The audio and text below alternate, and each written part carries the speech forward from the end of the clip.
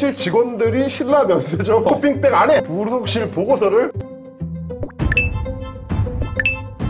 하와이로 휴가를 간 김건희, 국민들한테 비판받을까봐 호놀룰루로 이름을 바꾸며 또 한 번 국민들을 우롱했죠. 그런데 이번에는 검찰 수사를 두고 니들이 어쩔 이러고 있어 국민들이 격노하고 있습니다. 검찰이 김건희 소환 조사에 응할 수 있는지 등 조사 방식을 놓고 지난주부터 김건희 측과 구체적인 조율에 들어간 걸로 파악됐습니다. 그런데 건희 측은 소환 조사에 대해 부정적인 입장입니다. 김건희 변호인은 JTBC에 정해진 건 없고 검찰과 의견은 나눴다며 처벌 규정이 없는데 현직 영부인이 나가 조사를 받는 건 바람직하지 않다는 의견을 검찰에 전했다고 말했습니다. 네, 김건희는 불소추 특권이 있습니까?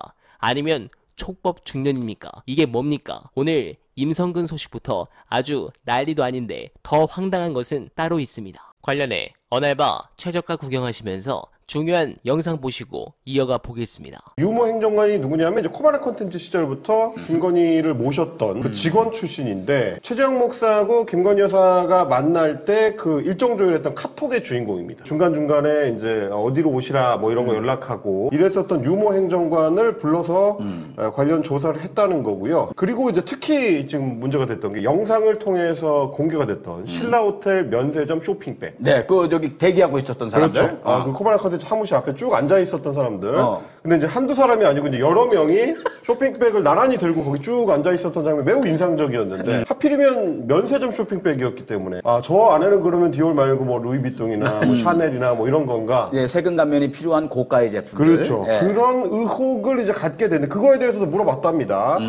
그랬더니 이게 이제 코바나 컨텐츠 사무실에 들어와가지고 여사님 만나려고 하는 외부 손님이 아니고 대통령실 직원들이었다. 대통령실 직원들이 신라 면세점 쇼핑백 안에 부속실 보고서를. 네, 공감합니다. 그리고 이 부분은 너무 중요한 상황이라 민주진영 선배님들께 꼭 보고드리고 싶습니다. 집중해서 들어주시면 감사드리겠습니다. 검찰의 만행이 도를 넘었습니다. 하는 짓이 마치 다음에 정권을 교체하면 꼭 자기 조직을 해체하라고 비는 것 같습니다. 과연 곽상원 의원은 이 부분에 대해서 원내 수석 부대표로 입장이 있을까요? 참담한 상황입니다. 제가 이 부분에 격분하는 것은 김건희 수사, 지휘부 교체되는 쥐죽은 듯 조용하던 검사들이 벌떼처럼 일어나 비분간계하는 것이 매우 볼썽사납기 때문입니다.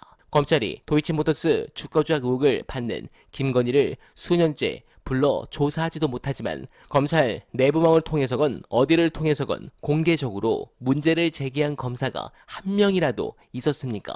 검사들의 정의는 왜 항상 선택적입니까? 더구나 현 정부와 코드를 맞춰 요직을 꿰찬 검사들, 비등한 검찰개혁 여론의 원인 제공 자격인 검사들이 최소한의 성찰도 없이 야당의 핍박을 받는 피해자라도 되는 양 목소리를 높이는 걸 보면 실소를 금할 수 없습니다. 검찰은 이참에 검찰개혁까지 싸잡아 문제 삼을 태세입니다. 이번 일이 검찰개혁 여론을 반전시킬 수 있는 기회가 될 수 있다고 기대하는 것일 텐데 이 총장의 이날 발언도 그런 기류의 연장선에서 나왔다고 봅니다. 그러나 검찰의 과도한 대응, 선을 넘어도 한참 넘은 이 총장 발언은 오히려 검찰개혁 필요성만 거듭 확인시킬 뿐임을 알아야 할 것입니다.